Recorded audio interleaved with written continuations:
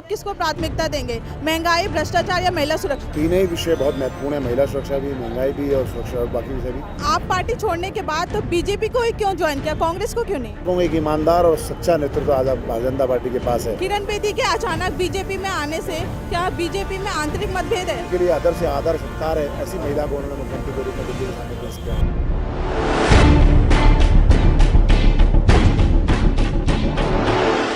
दिल्ली में विधानसभा चुनाव में कुछ ही समय बाकी है और सभी पार्टियां अपने अपने प्रयास में लग गई हैं। इसी के साथ बीजेपी के पड़पड़गंज के प्रत्याशी विनोद कुमार बिन्नी जी आज हमारे साथ हैं और उनसे हम जानते हैं कि उनकी चुनावी रणनीति क्या है। अगर आपकी सरकार यहाँ पे बनती है तो आपके जो अहम मुद्दे हैं उसमें सबसे पहला मुद्दा आप किसको प्राथमिकता देंगे, महंगाई, भ्रष्टाचार या महिला सुरक्षा?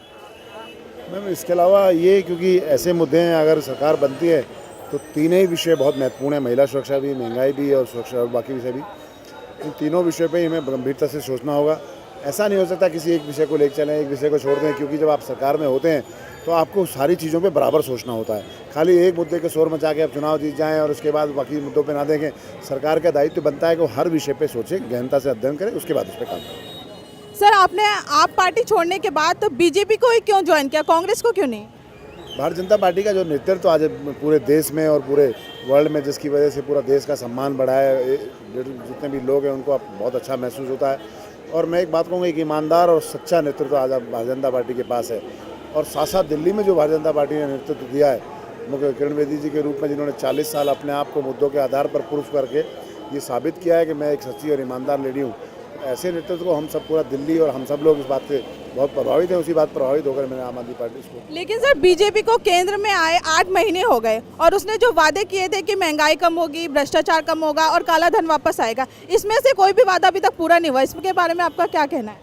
मैं आपसे एक सवाल पूछना चाहता हूँ, आप दिल्ली में रहते हैं, कहीं आसपास रहते हैं, बाहर रहते हैं, मुझे नहीं पता, लेकिन अब डीजल पेट्रोल की बात करें तो कितनी तेज़ी से नीचे हुआ है। जब डीजल पेट्रोल के दाम कम हुए तो महंगाई ऑटोमेटिक कम हुई है और बहुत सारी चीज़ें। और चीज़ों के दाम तो कम नहीं हुए ना? सारी सब्जियां बहुत कम हो गई हैं। तो आप खरीदते नहीं सब्जियां, मुझे मैं तो रोज़ सब्जी खरीदने जाता हूँ पूरे दिन। आज सब्जी के दाम देखो कहाँ है, अनाज कितना नीचे हो गया, दालों के रेट बहुत कम हो गए हैं और तमाम ऐसी चीज़ें लोगों को बहुत राहत मिल रही है। इसमें कोई संदेह नहीं है, क्योंकि अच्छा नेतृत्व हमेशा अच्छी चीज़ देता है। कुछ समय ज़रूर लग सकता है, 2-3 महीने 4 महीने उधर, लेकिन अच्छे रिजल्ट आ रहे हैं। लोग बहुत ही ज़्यादा संतुष्ट इस बात से नजर आते हैं। किरण बेदी के अचानक बीजेपी में आने से क्या बीजेपी में आंतरिक मतभेद है? नहीं, कहीं कोई मतभेद नहीं है। पूरी पार्टी पूरी संगठित होकर लगी हुई है और पूरी संगठित होने के बाद बहुत मजबूती से लोग काम कर रहे हैं और इस बात से बहुत लोग प्रभावित भी हैं। भारतीय जनता पार्टी के लोग भी बहुत खुश हैं कि भारतीय जनता पार्टी के शीर्ष नेतृत्व ने एक अच्छा डिसीजन लिया और एक ईमानदार और सच्ची, बाकी लोग भी सारे लोग बहुत अच्छे हैं। बहुत लंबी लाइन है, लेकिन कम से कम ऐसी लेडी जिनके दिल्ली की जनता के मन दिल में, उनके लिए आदर से आदर सत्कार है, ऐसी महिला को उन्होंने मुख्यमंत्री के रूप में दिल्ली के सामने पेश किया। आपने आम आदमी पार्टी में भी काम किया, आप थे उसमें, और अभी बीजेपी में हैं, तो दोनों की आइडियोलॉजी में आपको क्या अंतर लगा? आम आदमी पार्टी के पास तो कुछ है ही नहीं आइडियोलॉजी नाम की कोई चीज़। वो तो झूठ कपट पे राजनीति करने वाले लोग हैं।